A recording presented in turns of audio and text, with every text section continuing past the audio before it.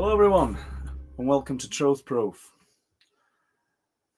From a very cold December 2023 morning. Yesterday I found myself driving to North Yorkshire.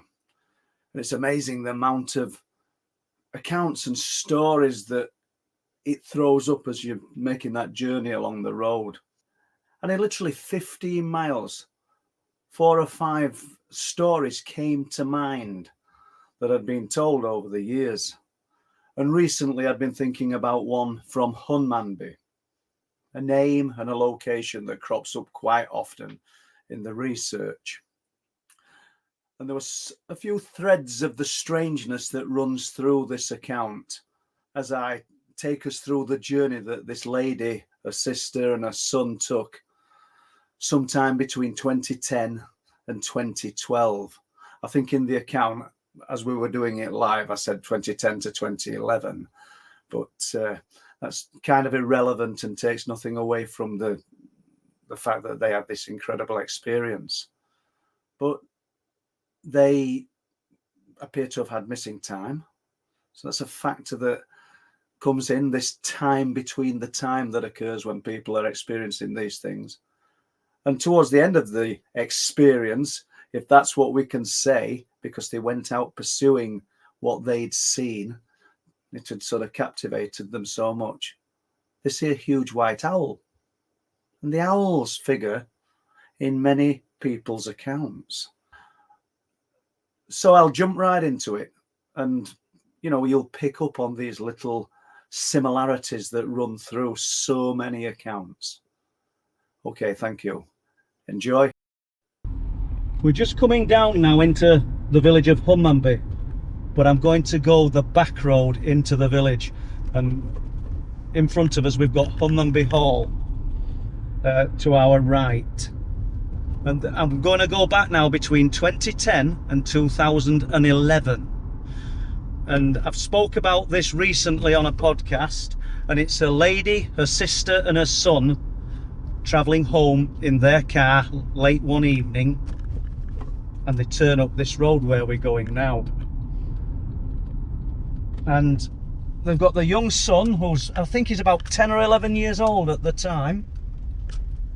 And they're driving along this road. And there you can see Hunmanby Hall, now turned into flats and then, you know, multiple occupation. And they're driving along this road. Don't know the exact time, but I think we're looking at between 9 and 10 in the evening. And just a normal night. Sister sat in the back, son in the back. There is a fourth person in the car, but their name or who they are hasn't been mentioned, so I've not pursued that one. Everything seems normal, nothing untoward as they continue along this road. Crystal clear night.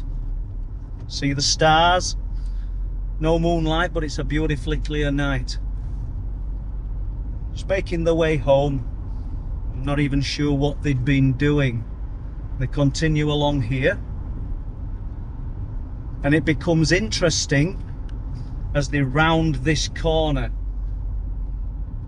And they come to this junction.